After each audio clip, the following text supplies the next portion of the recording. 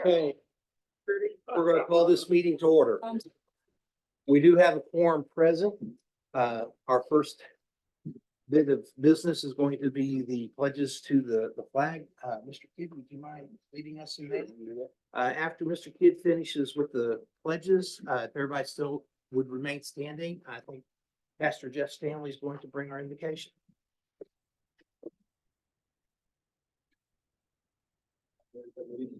To the flag of the United States of America and to the republic for which it stands, one nation, under God, indivisible, with liberty and justice for all. Honor the Texas flag. I pledge allegiance to thee, Texas, one state, under God, one and indivisible. You can remove the hat, please. And you can pray right along with the smaller prayer. Father, I thank you for this time that we have, Lord. You're such a good God. And I thank you for this beautiful town. Lord, I thank you for each and every person that's here, Lord. I pray you'll bless this time. Father, I know business is to be done tonight. I pray to be easy and fast and in line and nothing will get in the way, Father. But I pray, Lord, that your will be done and all that is done. Bless your people, bless your servants, bless those that serve this community, Father. I pray, and Lord, as we always say, Father, I pray that you'll bless this town and let it grow for the glory of God. We pray in the precious name, and everybody said, Amen.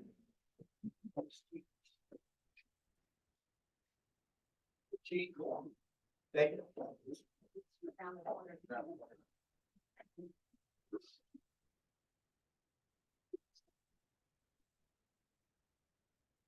What you going to do your presentation? Sure.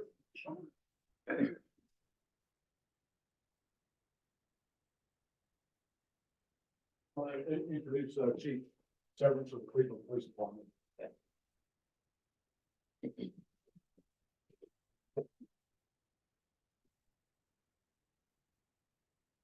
Honorable Mayor and council members and members of the Jellicoe community. My name is Rob Severance. I'm the Chief of Police for the Cleveland Police Department and member of the Texas Police Chiefs Association. I'm honored to be here this evening and represent the Texas Police Chiefs Association Accreditation Committee. The Texas Police Chiefs Association is made up of over 1,700 professional police chiefs throughout the state who are dedicated to improving the delivery of quality police services. I'm here this evening to present the Joshua Police Department with a certificate of re-accreditation for continuing to maintain their compliance with Texas law enforcement's best business practices program for the past 4 years. Several years ago, the Texas Police Chiefs Association developed an accreditation program for Texas law enforcement. Many of you know about the accreditation programs for schools, universities, and hospitals. They are all programs of professional excellence and require deep compliance with a set of professional standards. Ours is similar. It's a voluntary program where agencies must prove that they meet or exceed 173 difficult standards. The standards are based on Texas law, Texas court decisions, and contemporary best practices as identified by the Texas Police Chiefs Association. These standards address the full range of law enforcement operations such as use of force, protection of citizens' rights, vehicle pursuits, property and evidence management, control and investigative operations, just to name a few. This program has become the new gold standard for professional law enforcement in Texas, and agencies across the state are working diligently to meet these requirements. Approximately 4 years ago, the Joshua Police Department first obtained their first accredited status with the PCA, and it was not easy to do. The agency had to conduct a complete audit of all its policies, procedures, and operations in order to meet these standards. Since that time, the agency has submitted annual reports that were reviewed to ensure that they continue to meet the standards and continue to provide the citizens of Joshua with effective police services. In November of this year, trained assessors, police chiefs, and command officers from other parts of our state spent 2 days conducting another assessment of the Joshua Police Department. These assessors interviewed staff inspecting facilities and operations, met with field officers, and ensured compliance with all standards. The report was then sent to the accreditation committee, comprised of 9 active police chiefs from around the state, who reviewed the report and voted to award the accredited status. The vote was unanimous. During this process, the Joshua Police Department has once again proven that it meets or exceeds the best practices for professional law enforcement in Texas. Of the over 2,800 law enforcement agencies in Texas, only 203 agencies have achieved accredited status, and fewer than that have been reaccredited. This evening, we officially recognize the Joshua Police Department for their outstanding performance. What does this mean to your community? The accreditation program assures both city management and the citizens of Joshua that their police department is operating in a manner that reflects the current best practices of Texas law enforcement. It means your police department is continually striving for professional excellence. It means your police department is one of the very best in this state. The certificate we present this evening is symbolic. While it is clearly the mark of professional excellence, the real value of the program is the process they must complete to receive this certificate. And once again, this is not the end of the process. The department will continue to submit annual reports to assure continued compliance. And in 4 years, we will be back for another on-site inspection to ensure the agency is continuing to comply with all the standards. The Joshua Police Department is a leader in law enforcement in Texas. We should be very proud of their accomplishment. Can you please come forward? Please, congratulations.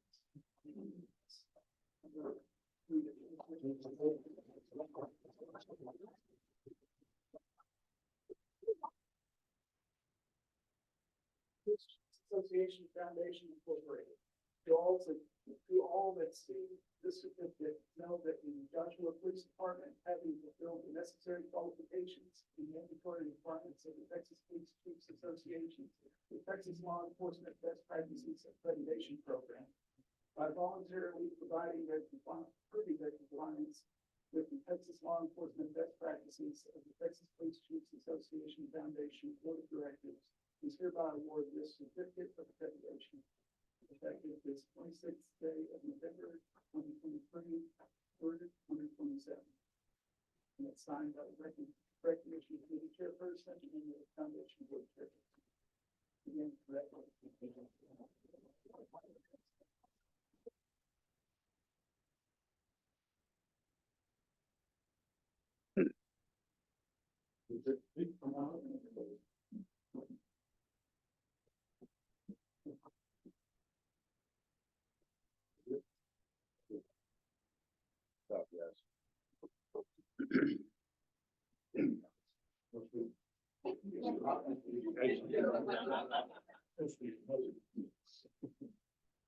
I want to apologize first of all, we're a little bit discombobulated here, this evening.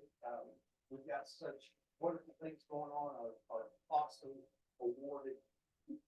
Just cannot say enough about our police department. They do a fantastic job for us, and we are so proud of them. So congratulations to all of you for all the hard work.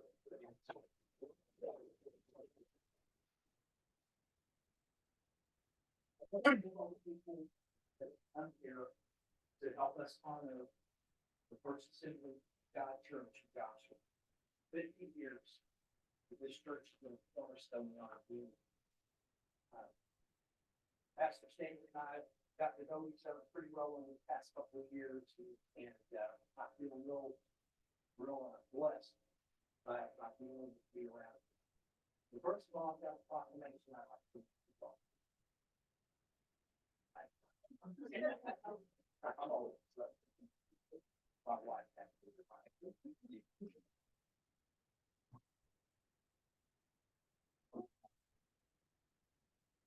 There are proclamations. Whereas the year 2024 marks the 50th anniversary of the First Assembly of God of Joshua, which has been dedicated to serving God and humanity since its inception. And whereas the church was founded by Pastor Wilbur Elston and his wife Joanna Stanley, along with their children, Diana Holt, Joe David Stanley, Bill Lawrence, and Jeff Stanley, and the first official service was held on March 10th, 1972. And whereas in March 2021, Pastor Jeff Stanley with his wife Becky became the full-time pastors of First Assembly of God Joshua after his death, Reverend Wilbur L. Stanley was called to his heavenly Father. Where did we pause to honor and praise those who started this work, as well as all those who have given selflessly over the years to help the church grow and thrive and to provide valuable services to the community Christ. And whereas the first assembly of God in Joshua has been profound Christian influence on our entire community. And Pastor Stanley said, always said, the best is yet to come. Now therefore I stop making aware of the city of Joshua, Texas, on behalf of the Joshua City Council, urge all citizens of Joshua and surrounding communities to join us in recognizing and appreciating the members, past and present, of the congregation of the First Assembly of God in Joshua for the commitment and Christian contribution to our entire community. And with this whereof, I accept my hand and cause the seal of the city to be affixed on the 50th day of February 2024.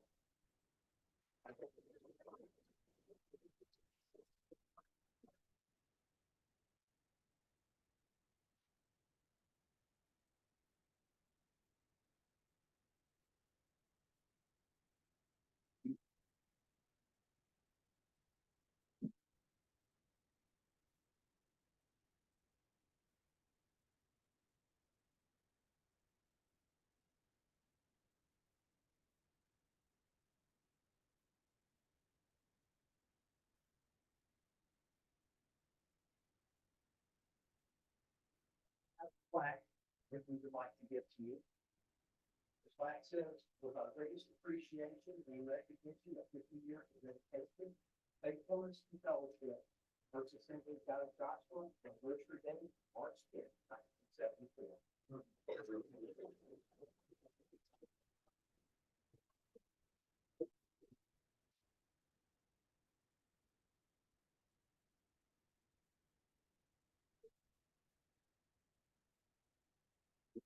Yeah, all of them in there.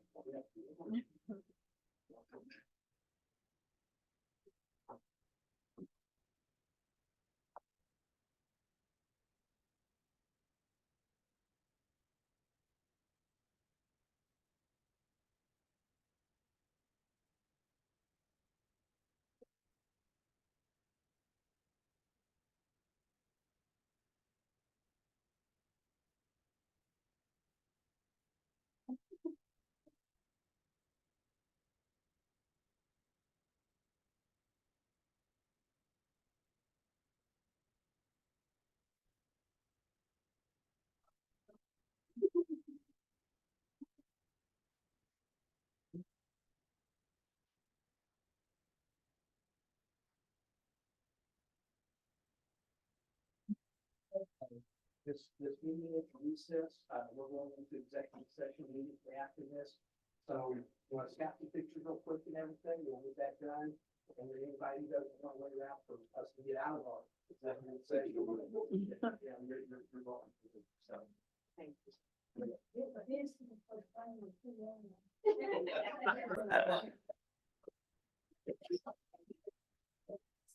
You get you, medicine ball? I need a taste like. One thing about before. Okay. City Council, Joshua will recess into executive session, closed meeting pursuant to the provisions of chapter 551, subchapter D, Texas Government Code, to discuss the following. Pursuant to section 551.071, to consult with the city attorney regarding legal issues associated with development agreements and all matters incident and related thereto. 2, pursuant to section 551.074 of the Texas Government Code, to discuss and consider personnel matters and all matters incident and related thereto. Item number 3, pursuant to section 551.072 of the Texas Government Code, to discuss or deliberate the purchase, exchange, lease, or value of real property. Item number 4, pursuant to section 551.087 of the Texas Government Code, to discuss or deliberate regarding commercial or financial information received from or the offer of a financial or other incentive made to business prospect seeking to locate, stay, or expand it in or near the territory of the city and with which the city is conducting economic development negotiations. At 6:49. Okay, at 7:27, we call this meeting back to order. All right, Mark, you need to wake up. Mayor, no action taken from executive session. There will be no action taken from the executive session. Okay, so let's go back to the beginning. We're ready to start our work session. Item number one, the work session review, discuss questions related to budget report and financial statement for 2024. Mr. Peacock. You have the budget report in front of you. The revenues are at 42.61%, expenses at 30.94%. Again, as we discussed earlier, we've asked the staff to make some cuts to try and slim that down a bit. Our tax revenues collected are 63.3%. You've got an investment quarterly report later on in your agenda that Marcy will be going over with you. Some of the standout expenses in the non-departmental, there's some personnel numbers that we had some things to do. There's some renewals for Sam's and Amazon and some TML dues that were that came due. In the mayor and council line item, some Municode and Laserfish, DocuSign, all software systems that we use in City Hall. There was a partial payment to the auditors for the audit that you have in front of you. So there's some administrative contract numbers that are up a bit at 68, almost 69%. Police department, there's some radio fees for some new equipment there. And public works, there's some capital outlay, 61% there for a trailer and a hopper boom that they bought for one of the tractors. And then some drainage utility work that they've been doing that was budgeted. Fire department, some capital outlay for payments on vehicles, some storm siren work. I believe in emergency management. Didn't y'all fix a storm siren or? Still waiting for parts. Okay. And then there's some capital outlay and contract stuff in the park that was approved by the park board that are not reflected in the current budget, but will be reflected in the mid-year amendment next month. So those are the items that kind of stand out. The mayor had asked a question earlier about in miscellaneous revenues, there's a 226% increase. That reflects a $100,000 check that was received from TML, the insurance for roof damage that will be repairing some roofs over the next few weeks. And so that's why that number there jumped out so high. With that, I'll be happy to take any questions you have, if there are any. Any questions? No, sir. Thank you, Mike. See, item number two, we already taken care of that. Was that the presentation? Okay, This is- Douglasville Police Department. Mayor, this is a new program that I've initiated where I'm going to be asking a department head each council meeting night to prepare a presentation for you to give you the status of that department, how things are going, what's going good, what's not going so well, where they need help, just to give y'all an update and to put the directors in front of you guys at least a couple of times a year. So I asked the chief to start this off with the PD. And next month you'll have another department head in front of you. And I've asked them to limit it to 5 or 10 minutes. Chief? The good news about going first is it's gonna be the best one you've seen. Seen that. So far. So far. So far. With all the love towards the police department, Chief of French, I feel like our firefighters did, so. Been a good night. So I'm gonna kind of give Alice the double pistol every time I need to slide things. The instructions were somewhat simple, kind of give you a SWOT analysis, your strengths, weaknesses, opportunities and threats. And while we won't follow that format to a T, you'll see as the presentation goes on that we'll kind of address those things. And so I kind of want to start off with who we are and very opportune that this happened tonight. They talk about the agency itself. We are an accredited agency. We did receive our reaccreditation. We are compliant with those best practices that Chief Severs talked about. Our initial accreditation in 2019, our reaccreditation this past November, and then the breakdown of where we stand in those agencies. We are in the top 10%. agencies in Texas because of that accreditation, so. All right. Who we are, this is our current authorized strength, this is who we are as a department. We're 18 sworn, myself, Commander Polliger, Jason is our admin sergeant, we have Christy Session, Chris Lee is our patrol sergeants. We have 2 detectives, we do have a traffic officer, he's become very popular again, he's back out doing what he does. And we have 10 patrol officers, we do have 1 code enforcement officer, and then our admin assistant, Gina, who pretty much runs the place, and without her, we fumble, so. She's at the bottom, but certainly not the least important of our organization. Did we miss one? Or the- No, okay, I'll make sure. The organizational chart, as it stands now, so you can see how the police department is laid out, so, administrative division there on my left. There's your left, good. And code enforcement falls under that. Jason is in charge of the accreditation, training, hiring, quartermaster duties, which is uniforms, equipment, vehicle maintenance, kind of a whole host of things. He's kind of our jack of all trades. He does our community services mission, so he's there and going to do our assistant police academy, any of our community outreach events. Jason, that falls under his purview, so he's responsible for those things. Commander Folger is our operations, by far the biggest part of the department. We have 2 sergeants and we have 2 officers assigned to day shift and night shift, and of course our traffic officer. And then of course criminal investigations falls directly under me for now. And we'll address that moving forward. We do have 2 detectives and we do have a task force officer. We do have an officer assigned to the stop the offender program task force, or the local narcotics task force, and they are doing some phenomenal things. A lot of what they do, we can't really talk about. I am privy to some information, but I can tell you they are taking fentanyl off the street in thousands and thousands of pills. And the amount of meth that they're taking off is, we're talking kilos. So they're doing some phenomenal work, and we're very happy to be a part of that. Really thanks to y'all for allowing that to happen, through your generosity, and your trust and belief in the organization. All right, just to kind of give you an idea of who we are from the education certification standpoint. We do have one employee with a master's degree. There are 5 of us with bachelors.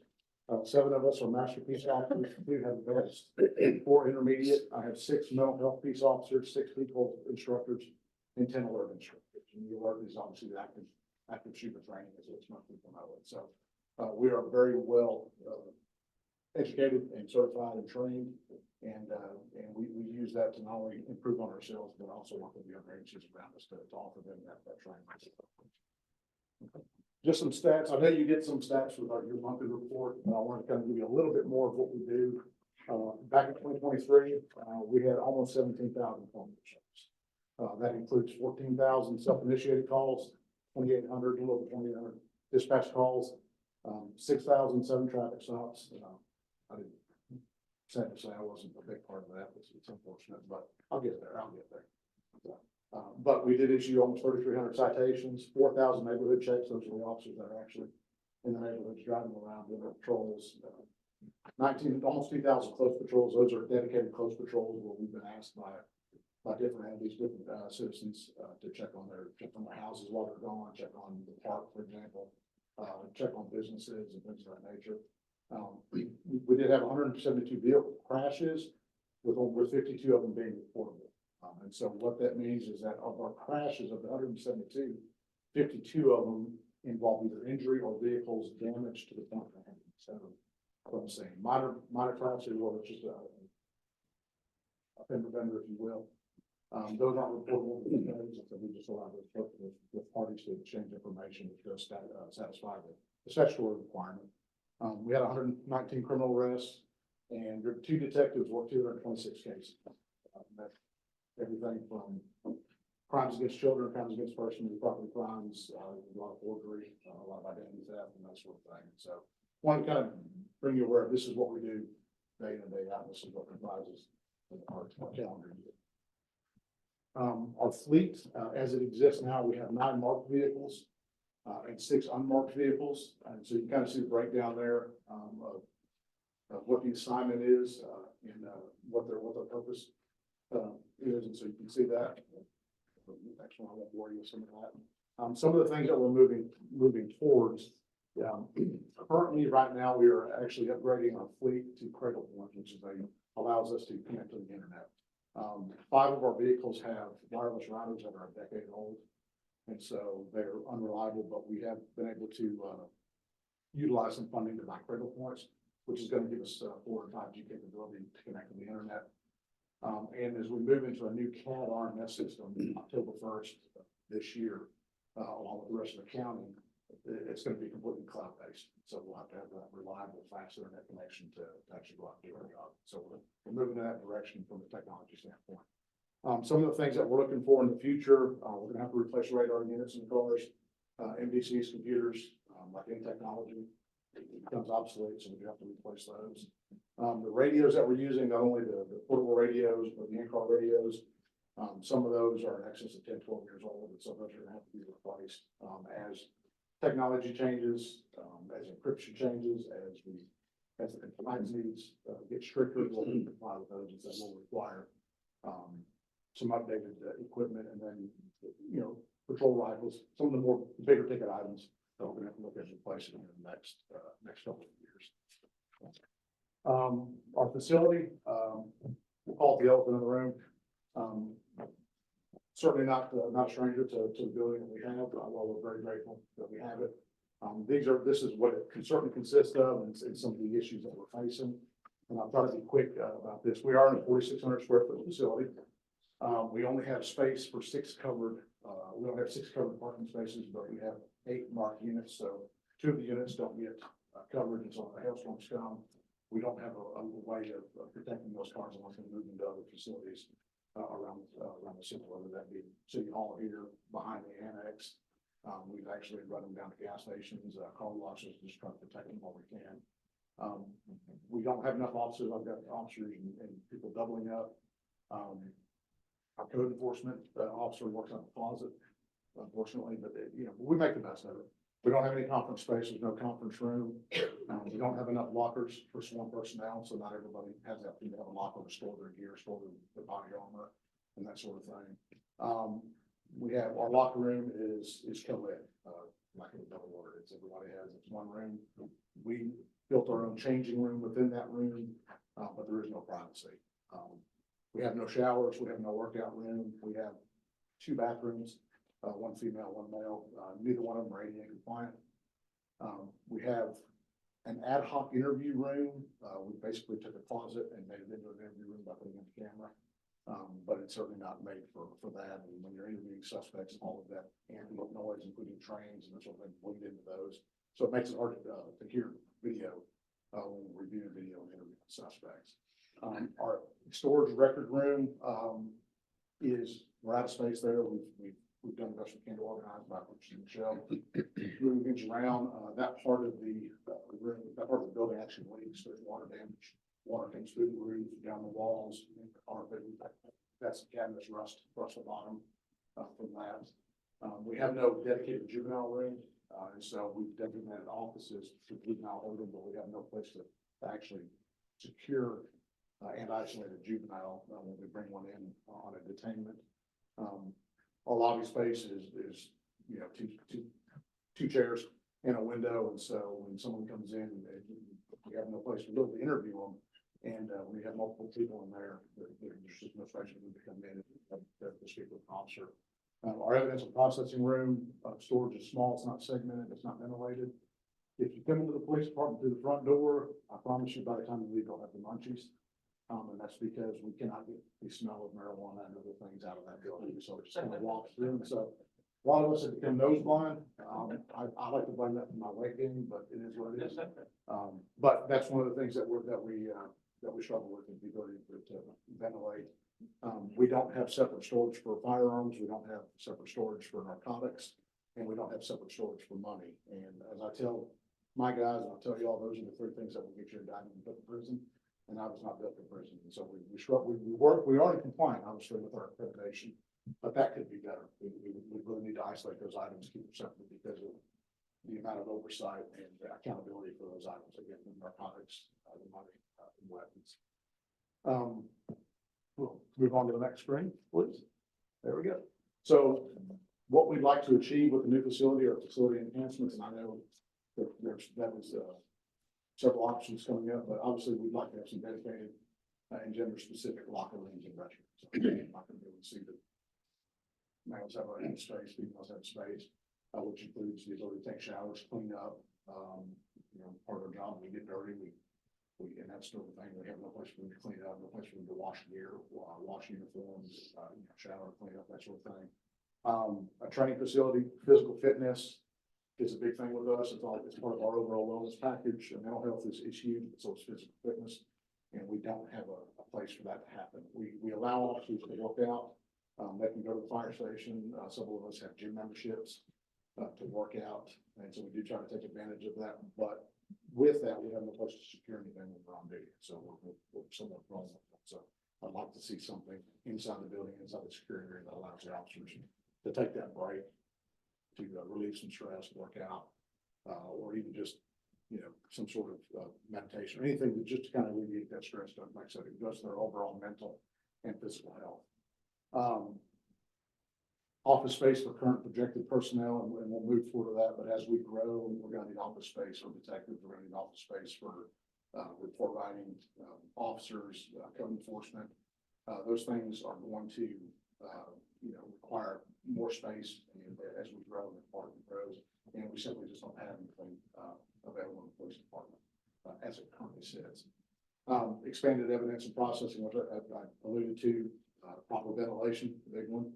Adequate record storage. I'd like to have a dedicated soft and hard interview room. The bad guy goes in the hard interview room where he's locked up, secure, can't go anywhere. The soft interview room is for people that come in off the street that want to talk to an officer. We have a place that we can take them without bringing them into the secure part of the police department. And it gives them some privacy where they can express their concerns and we can address it without it just being in the lobby for anybody to hear. It gives that privacy for our citizens. Again, a juvenile room, a report writing room, all those things that kind of encompass, you know, patrol operations. And so we want to expand on that and give that space and give that opportunity for our officers to have those luxuries as we move forward. I keep a 3-year plan.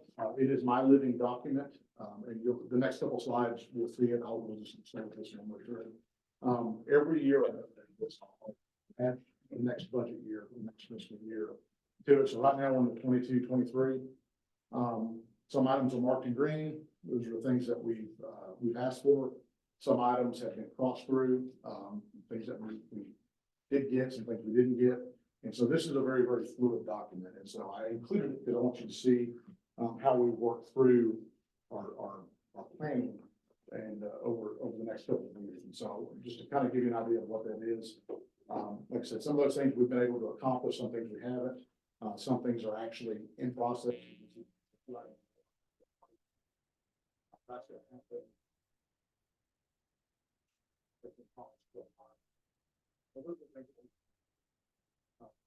Next year, again, we ask for more vehicles.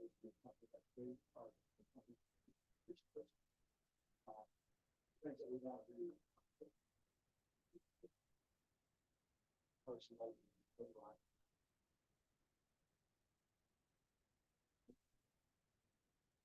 I only go out about 3 years.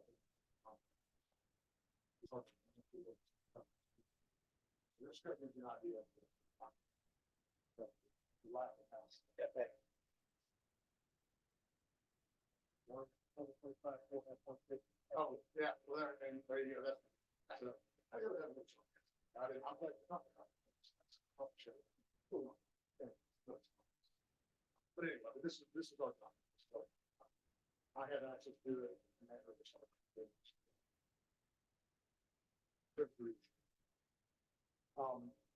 What we're looking to accomplish this year and beyond, as the city grows, the department has to grow. And these are the things that we want to see. We're going to ask for police and staff to effectively provide professional police services to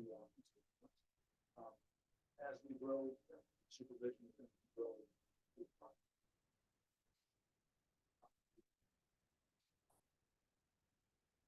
you're gonna see control sergeants, you're gonna see a second. We're gonna need to add that.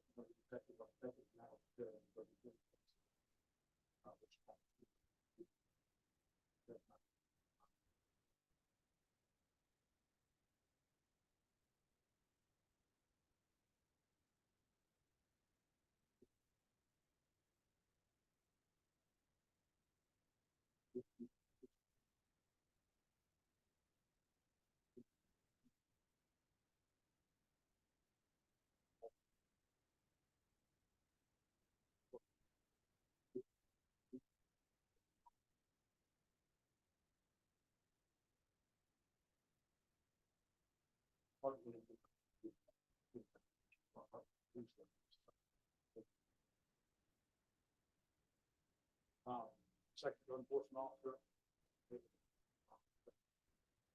She's talking about. City law. She's telling me that.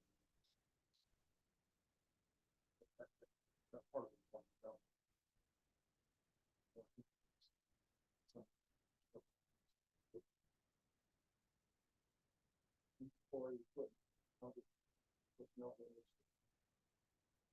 Police uniforms.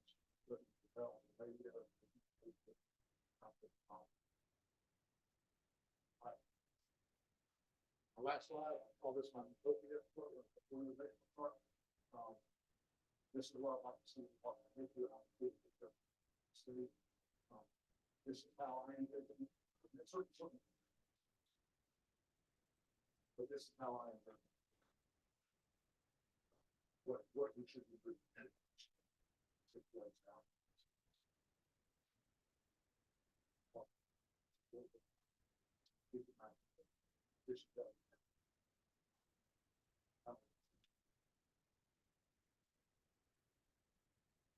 That's really it.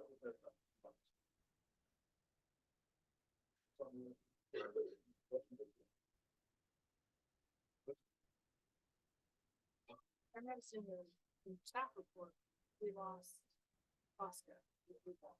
So what was the challenge? I will, the challenge is not necessarily. The officer that camera.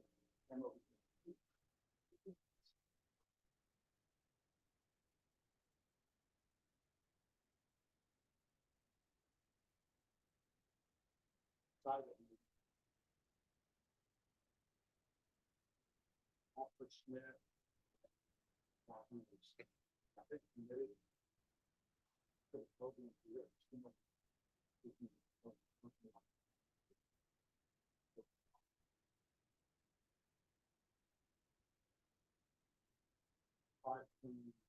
Market conditions.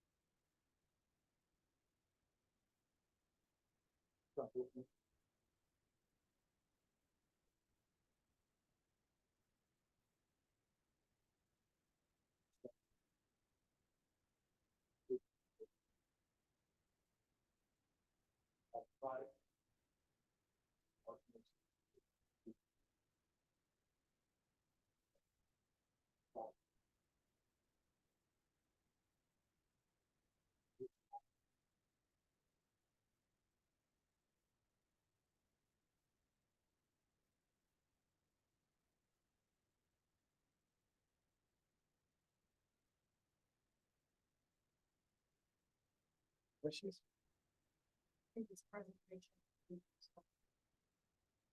Yeah. Especially the facility. Yeah. Specifically the facility. Specifically. So, That's why the program starts. all right. Thank you. Chief, thank you very much. Okay, next item, the 2023 Joshua Police Department Racial Profiling Report. Right, chief? I read it, it looks like we're complying in every aspect, so kudos.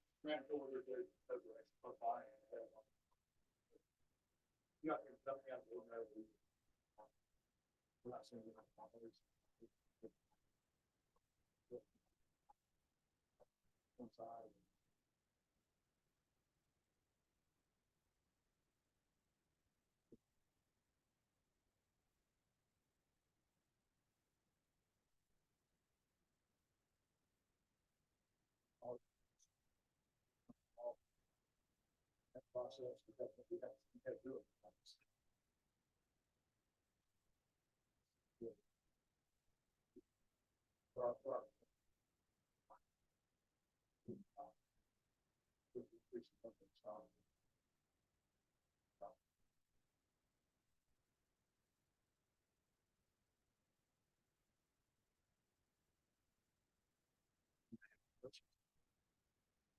Thank you, chief. Okay, next item, discuss and receive, updates regarding the following city board meetings, type A. The only thing exciting happened in type A? No. Okay, we're not type B. Nothing. Okay. Okay, item E, update from mayor and council members, updates from city staff members. They got anything that they get excited they want to tell us about? Minor. I did want to mention, for those of y'all who have not noticed, the park equipment has arrived. It's all over the place out there. All the old equipment, Steve and his guys, with the help of Public Works guys, got all that stuff taken out. I haven't discussed with them what kind of shape it's in. We'll do some of it might go to Cooper Valley Park, that's coming up. I believe, are they gonna start next week installing that stuff? But right now it's crated and, we've got cameras on it. Police are driving by, keeping checking on it, the playgrounds, they're closed down. For now. We'll start seeing that. But certainly there's a lot of good comments, a lot of good feedback. It was over 30,000. Oh, yeah. Okay, public forum. Anybody sign up to speak? Okay.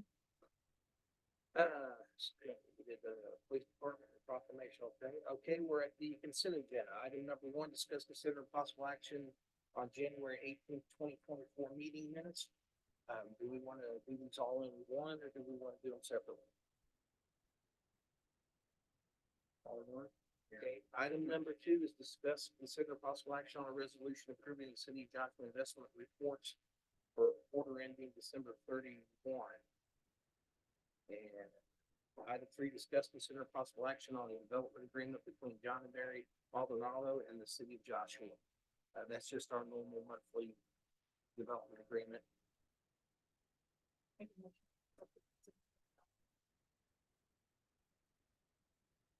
Any discussion? All those in favor? What about number three?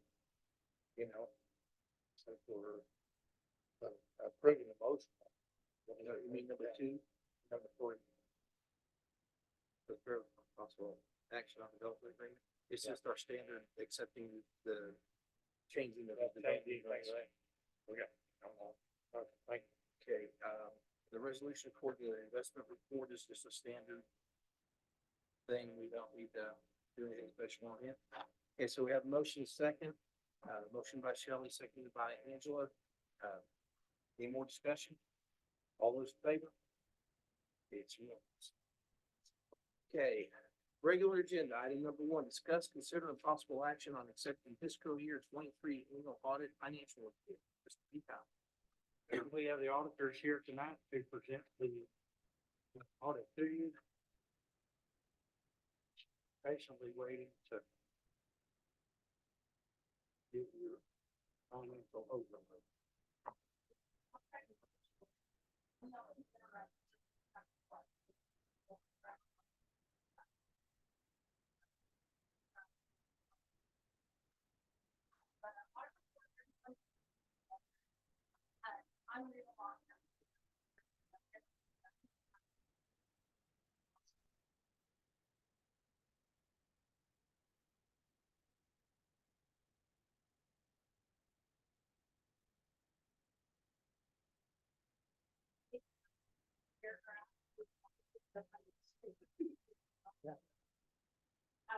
for hearing.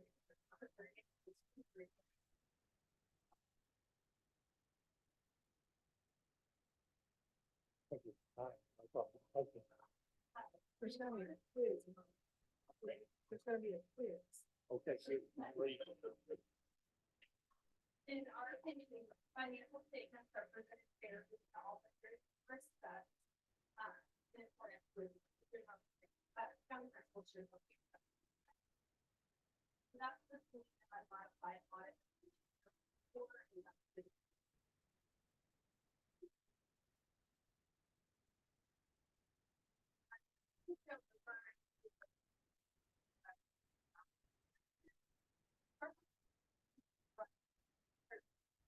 And I just want to go under.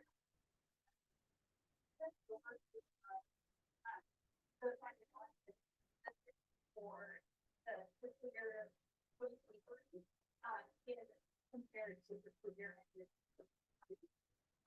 that's really good rate for it, the more a narrative format and the people.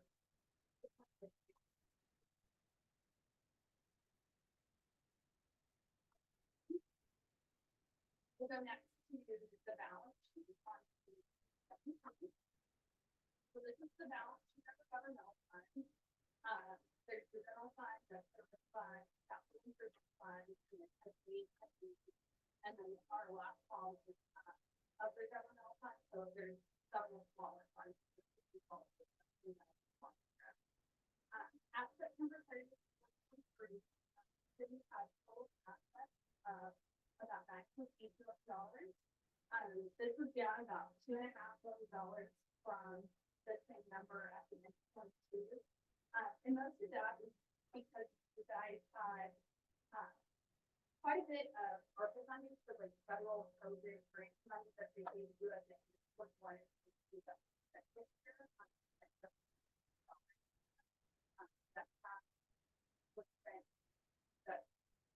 The grant money expenditures and then first of the staff that they will reason for the change in total assets from last year. Total liabilities at the end of the year were about $1.7 million. And again, the change from last year is just over $1 million. And most of that includes that grant funding that was sitting in that unrestricted line item as it got spent and recognized.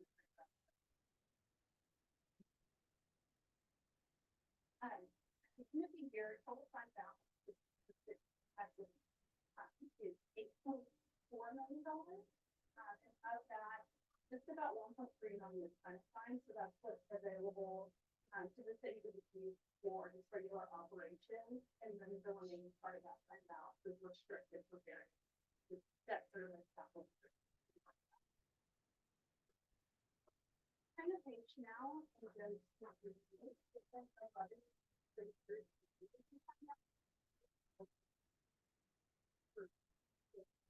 year. What I experienced at total revenue, just under $10 million. This was up about $1 million at total revenue for fiscal year 2022. Property taxes were up about $550,000. So we're still around that. Grant revenue was about COVID expenditures, and then offsetting that was the charges for services increased by about half.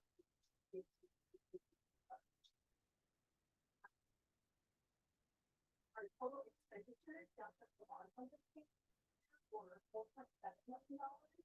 That was up quite a bit from the prior year, it's over $5 million.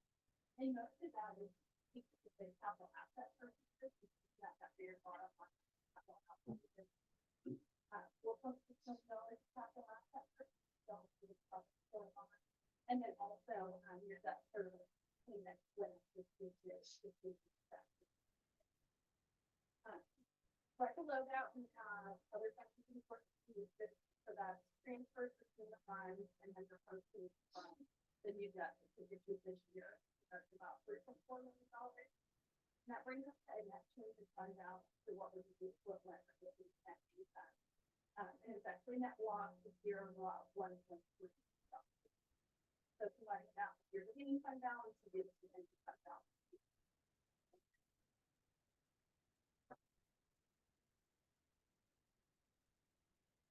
With a lot of notes, we find it statement, I'm just gonna very quickly hit on two. The first one I wanted to talk about is capital assets. So this is a call for the same capital asset, just getting down, with spot, with structure, and down. And so our first expected look and constructional process of about 6.7 million, combined with depreciable assets of about 26 million, gives the city total 6,3 million at the end of fiscal year 23. And then adding to that, you know, to get them that capital asset balance.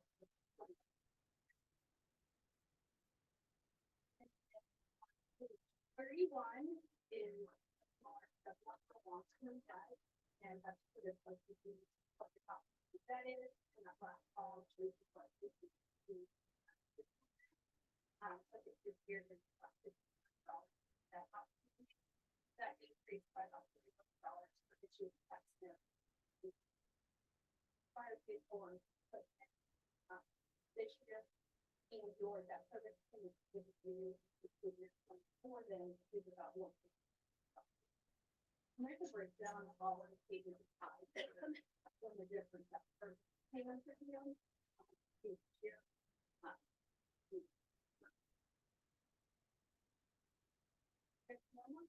The big questions of the type that we have was that is 59. So part of our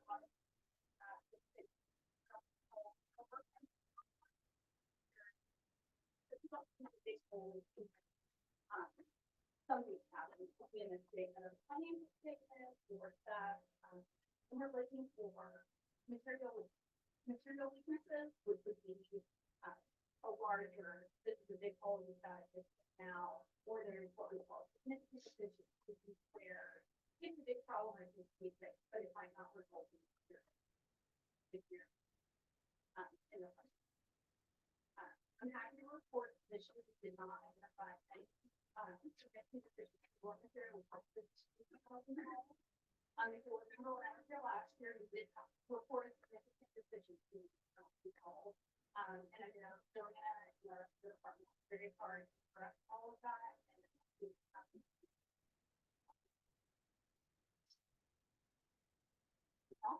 Last year, I brought a management letter, which is internal control issues that are from a lot of so we feel like we address and also best practices, suggestions, and I don't have a different letter tonight, because all of that was structured.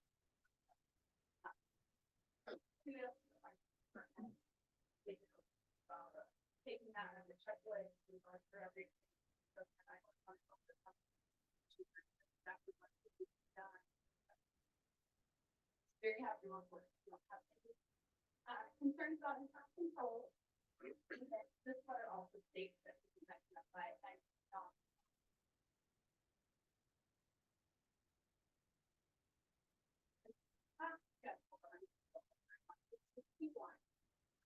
so the Texel spent about $750,000 at one time.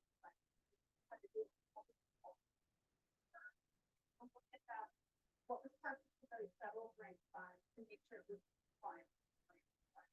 There's states about doing for the items, they're spending it on things that are allowable and it's going up.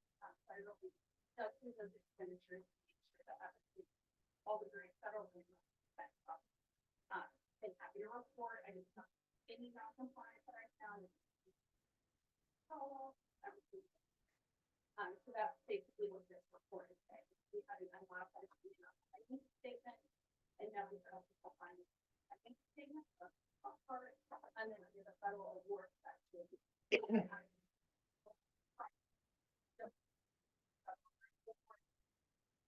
Unmodified.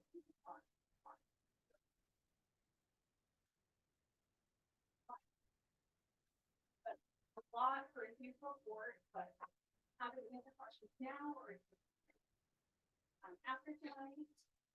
I might get a hold of me. Also, see questions. No, just a great call of staff. Yes. Good job. Most of our staff are seeing our group did very well. Thank you. Okay, thank you. I know you guys worked real hard and not a whole lot of space, but. So we need a motion to accept the, annual audit report. I'll make a motion to accept the report stated. Okay, so I had a motion by Merle, seconded by Mike to accept the fiscal year 23 annual audit financial report. Any discussion? All those in favor? Unanimous. Thank you very much. Yeah, item number 2, discuss, consider possible action on an ordinance calling a bond election to be held in the city of Joshua, Texas, making provision for the conduct of an election and resolving other matters incident related to such election, including authorize the execution of any necessary engagement agreements with the city's financial advisors and or bond counsel. Mr. Kyle. Well, this is to decide, tonight is the night that we need to decide if we have to call the election for the municipal complex. That's been under design for, I guess, almost the last 8 or 10 months. And as well as the street improvements of $10 million, 16 million on the street, the municipal complex. We asked the bond council or the folks from Samco, drawing blank here, for some numbers. If we do the 16 million for the municipal complex, it would mean a 12-cent increase, or up to a 12-cent increase to the tax rate. The street improvements would be another 6. Both of these were recommended by the bond committee that was put together. And I reached out to them with the new numbers, knowing what the effects could be. All of them responded that it would not change their recommendation, and there was one that did not respond. So it's up to you. I guess we decide where we're gonna go and how we're gonna proceed. We've got some examples in here of some literature that we'll be putting out. Of course, we'll be planning multiple open houses, visits to the community to talk about it, let people take a look at the facility between now and the time that it'll come up for the election. I would also tell you that we do have appraisals back for some of the properties that council may choose to get off the rolls and sell, get them back in the tax roll. Some, this building for one, the police building for another. I have those numbers. Yeah, I just got them today. I'm expecting the numbers in the next few days on the annex next door, the public works facility, the park facility. They don't have those back yet, but the conversation with them is that the sale of these assets be used to pay off the debt, to prevent maybe not have the issue until something about it. We were in some animal shelter. We would for this, and we would only sell the animal shelter when and if in our lifetime that TxDOT puts the underpass in, it takes out that building. So that's the only reason we went ahead. There's room to expand that building now based on our feasibility study that we got that recommended some changes. But when they came back with their next route, it has that building in its side. So there's a chance that we can lose. But I went ahead and had a different appraisal then, just so we kind of have a baseline of what. And the bond committee did recommend viewing these as 2 separate propositions. That's correct.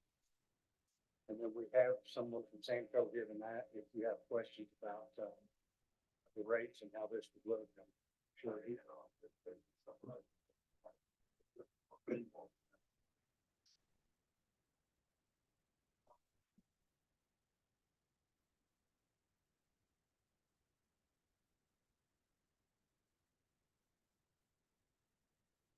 Have questions? I have one quick question I have for you. If we, are the fees gonna change? Are we gonna see an increase in fees if we issue this debt?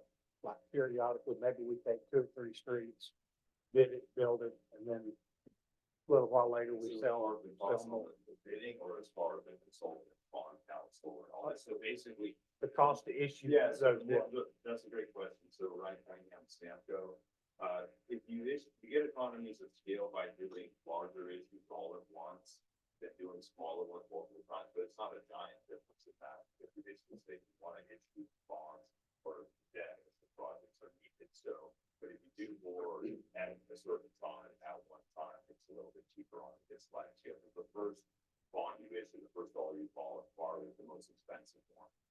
Versus the last is cheaper, so, but if you do more, it gets cheaper on the percent basis, but it's not a giant. Other questions?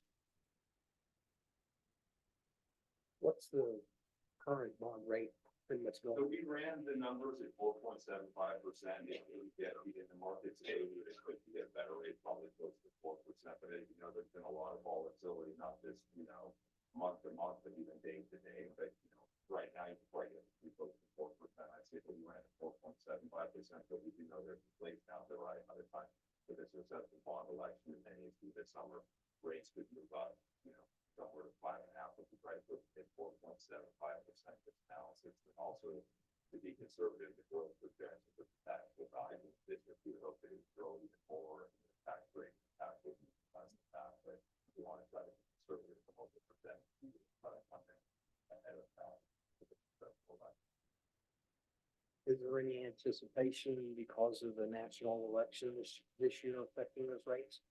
I would say not as much as far as the election, but I would say just as far as the inflation that's out there, the economy, what's going on with a lot of, just the spending at the federal level, just dripping down, we all feel it, in the pump, the grocery store buying it. So I'm personally the one, I don't see rates coming down as much as some people say. I do think they will come down some, but, my crystal ball is not better than else. So, but you have found it has been a pretty good time to be issuing bonds right now, but that can change with inflation.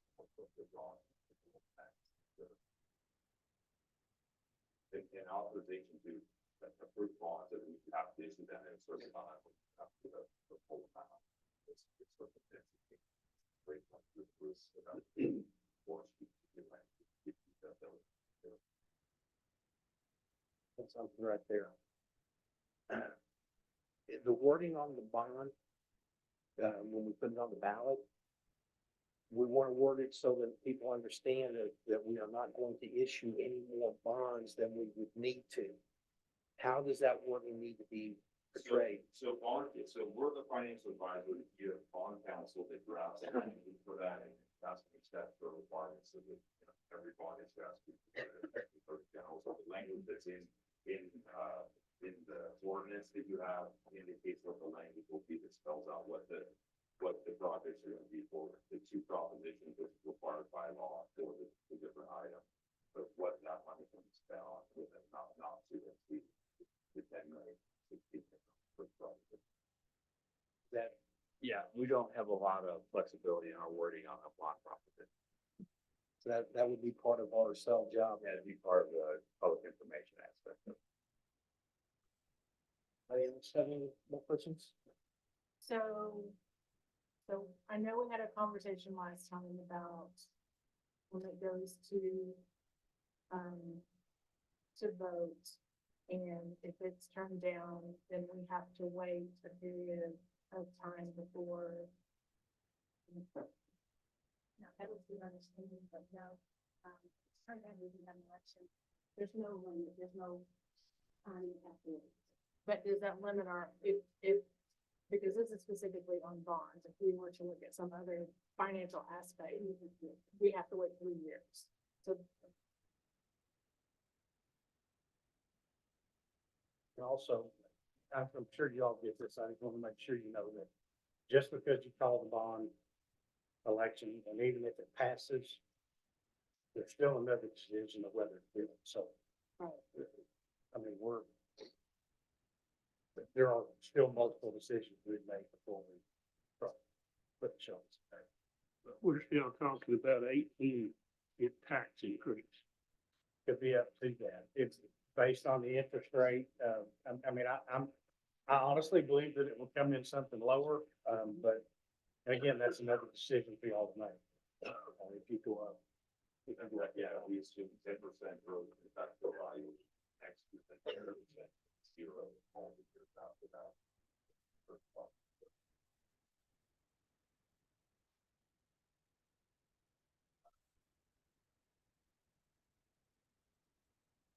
It's definitely concerning, but at the same time, we're not making the decision to spend the dollars the second. We're making the decision to give the citizens the opportunity to voice their opinion. But I think it's really, really important that, I mean, your presentation was, I mean, I think we knew they, what the needs were, but bullet pointing specific things, I think it's really important that we make that clear because I don't know, a lot of money. It is, it's gonna affect a lot of people with tax increases if we have to go that route, so. But I'm all for putting it in the hands of our citizens, let them make it too. So. Thank you very much. Thank you. One thing that concerns me, Mr. Mayor, is what the school is doing. Do we know for sure they're gonna run there? We do. You'll need to give that information out. I spoke with Corey Hickerson this morning, and they are going to, have an election. There's gonna be 4 options. The total of all 4 options is $60 million. Option 1 is to build 2 schools, 1 elementary school and a middle school. Option 2, and I don't know if I got the options in order, but the second one is in addition to the high school for more classrooms. The third is the renovation and updating, and I think the expansion of the cafeteria at the high school. And the fourth is district-wide upgrades in security, fire protection, public address stuff, HVAC stuff, things like that, that are system-wide. What they took out was a lot of the roof maintenance issues. They used another means to do the ball fields that we know about. They took out the work to the impact center. They cut $40 million basically off the asphalt for this go around, and they're given 4 options. Now, they have not voted to do that yet. I believe they have their vote scheduled for, is it tomorrow? They've got a special call meeting tomorrow, and that was tomorrow or Monday. I think tomorrow, but according to Corey, he believed that they will pass to do it. Is there an anticipated tax hike if this passes?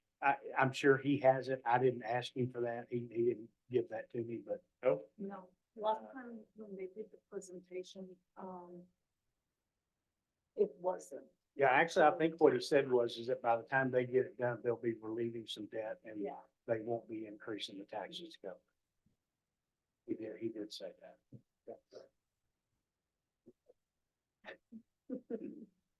Any other? Go ahead. I have a concern though, like you said, the inflation, we can't really control all of this. Are we sure that whatever we are issuing, considering the inflation tomorrow, it's not going to be like, for us too? I think if we, at the rate that we are at 16, with given what we believe some of these properties downtown will sell, which, I think that we're gonna be okay. I don't think we're gonna need more. The numbers that we have are still preliminary. The plans are not finished.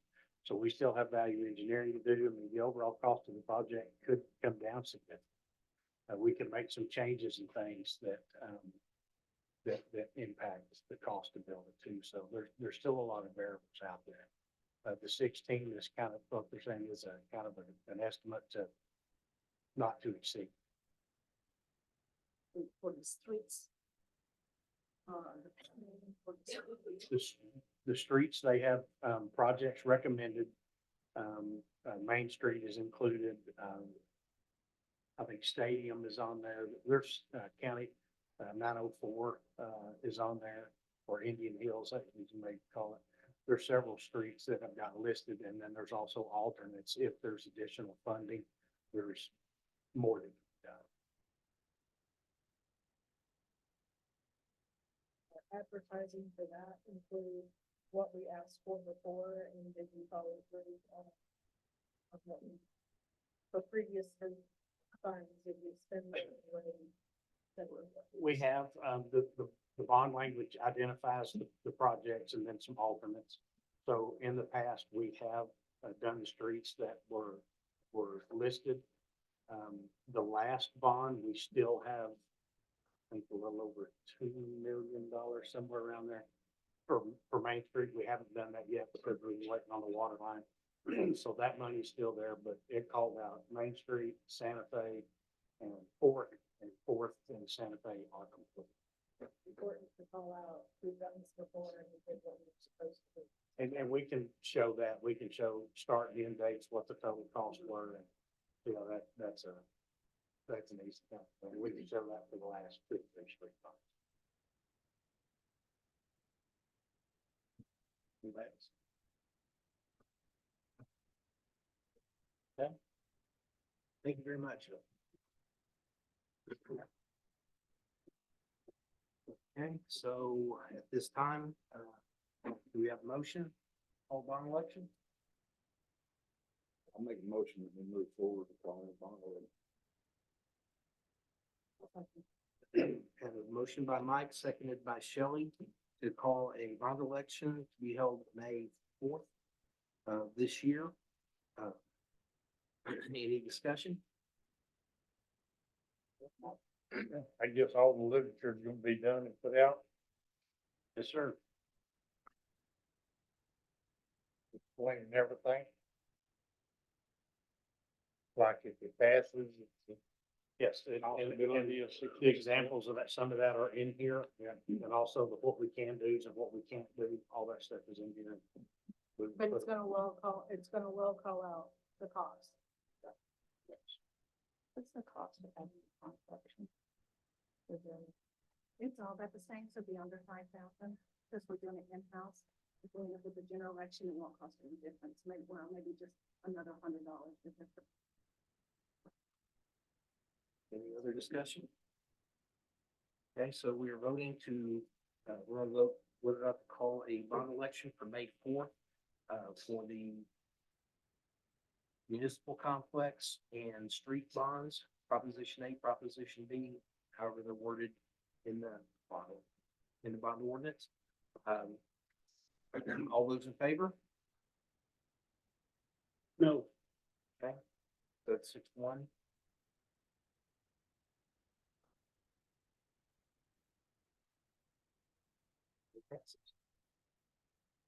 Okay, item number 3, discuss, consider possible action on an ordinance establishing 25-mile-an-hour speed limit on East 8th Street between Leach and 174. Mike? Mayor and Council, I think you, month before last, discussed, in a work session, the, possibility of reducing the speed limit. It was initially, we were gonna reduce it to 20 miles per hour. But after speaking with Terry, legally without doing an engineered study, we can only drop it down to 25. Kristen felt that 25 was still, better than 30 because of the width of the street. So I will leave it up to you if y'all feel like y'all would like to vote to reduce it. And we've done what we can traffic study wise as far as the traffic on all that. I think all that's discussed last month. Yes, not before last year. Kristen did the street count or the traffic study counts on the date that reflects the need for it to be reduced. Anybody have any questions? What's the speed limit now on that road? I believe it's just 30, it's 30 now. 30 residential? Very narrow road too. Is that one that down the slope, down the hill there, that's got the house on the left and right? Decorated, so I agree. That's the one. Okay. Any other questions? I'll accept the motion. Make the motion to approve, speed Okay. Okay, so I have a motion by Angela, seconded by Johnny to lower the speed limit on East Eighth Street between Yet and 174, reach, whatever. The 174, any discussion? All those in favor? It's unanimous. Thank you. Okay. Item number 4, discuss consider possible action on the ordinance amending Article 1.09, authority of city manager to execute certain agreements and contracts in the code of ordinances. Mr. Peacock. Just something to, just get the signature authority to me in line with what the new policy that's been adopted. Yeah, I think there's a. Yeah, I think it goes from 25 to 50,000. So that the amount matches the policies. Signing contracts. Questions? Okay, I'll accept the motion. Make a motion, what is it, amending the ordinance, amending the article 1.9, authorizing the city manager to execute certain contracts in the code of ordinance. Okay, so I have a motion by Shelley, seconded by Dakota, to amend the ordinance, Article 1.09, authority of city manager to execute certain agreements and contracts. Any discussion? All those in favor? It's unanimous.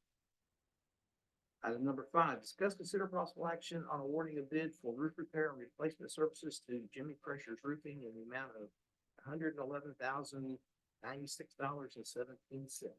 Mr. Peacock. This is to repair damaged roofs from hailstorm several months back. We have received the money from the insurance company. Jimmy Pressure's Roofing is a contractor that's known to us. He's done work on several of our buildings, including all the ones that he's replacing. They just did a year or two ago, not long ago. And so they're on the TIPS purchasing program, state purchasing program. So we did not do a formal bid. And Greg Mason is here tonight representing them. I'm sure he will love to answer any questions that you have. But we're ready to go. We've got everything lined out. Just need to approve it. Do I have any questions? And this is for 1 to 4 facilities. What's the difference? Oh, I'm sorry. Yeah, next door. And the Public Works. I'll make the motion, Mr. Mayor, we accept $111,096.17. Replace the roofs on 5 buildings. Have a motion by Merle, seconded by Mike, to approve awarding the bid to Jimmy Pressure's Roofing in the amount of $111,096.17 to replace the roofs on 5 buildings. Any discussion? All those in favor? Unanimous. Item number 6, discuss, consider possible action on the facility use agreement between Joshua Youth Football and Cheer Association and the city of Joshua. Mr. Mayor, we, the Joshua Baseball and Softball Association, got together with the Football Association and maybe even a few others, and they combined into one youth sport association. So we needed to redo and update the contracts for that, the field usage agreements. So I asked Steve, asked him to take on that project. He met with their board presidents and people over there, started that relationship, and he's got this document put together. It's a different form than what we had in the past. The fees did not change. The per player person is still there. There's a cost for tournaments where they would pay per team. And we've strengthened, as you may recall, several months back, we had some contracts that were modified that allowed them to do some things that we found out about later. So we've strengthened, he's put some things in place to prevent that from happening. They spelled out more in detail what their obligations are and what they are not. So he can answer any questions if you have any. He didn't bring it up, but it lets you know I have any questions? I'll entertain the motion. Move to approve facility use agreement between Joshua Youth Football Association and the city of Joshua. We've got a motion by Johnny, seconded by Angela to approve the facility use agreement between Joshua Youth Football and Cheer Association and the city of Joshua. Any discussion? All those in favor? Unanimous. Oh, just so you know, we will not be playing football at the ball fields. Are they still playing over at school? Believe so. Yeah, for sure. Is that right, Steve? Staying where they are. Kudos to Stephen. He's worked really closely with the associations and I feel like this rebuilt a good relationship with them and made everything very clear. He's been working for several years. He's done a great job.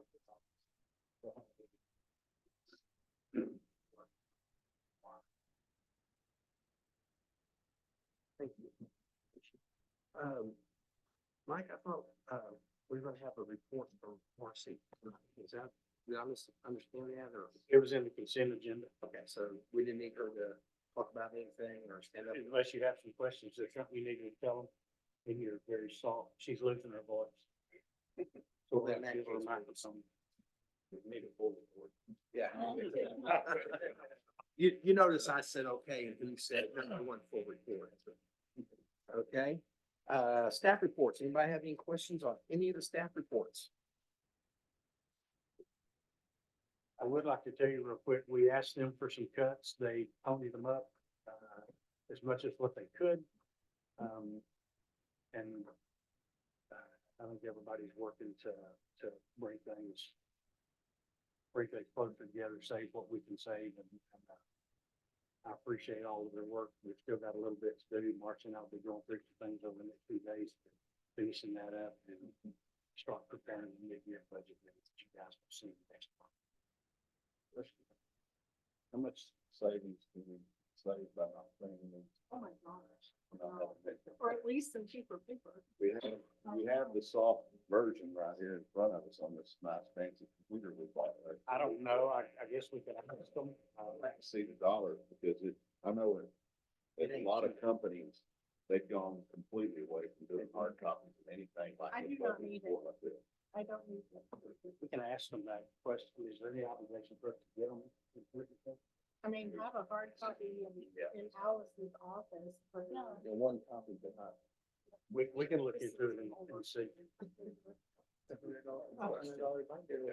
I mean, this really struck me kind of, It looks nice, but yeah, I mean, it's, What we pay for the audit, you it's know. legit. yeah. we don't get enough on recyclable. So you make sure you feel like we've gotten it in this work. When is the next, Citizens Police Academy?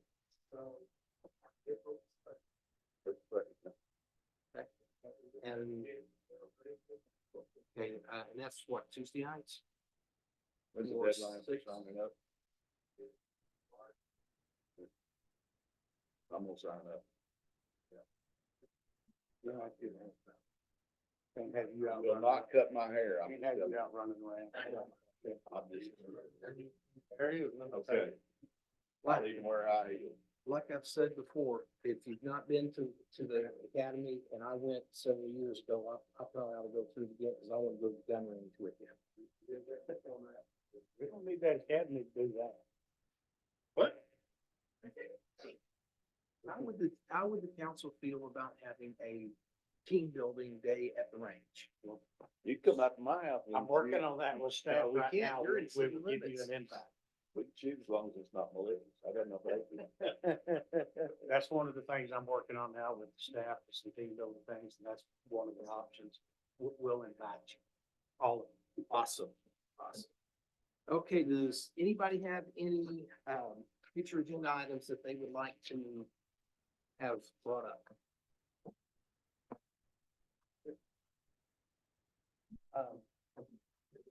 We get a report, did we have any ARPA funds left? Or have we spent them all? We have some. Okay, can we get a report next month and comment how much that is? Thank you. Anybody else? Okay, so at 8:38, this meeting is adjourned. I'm down.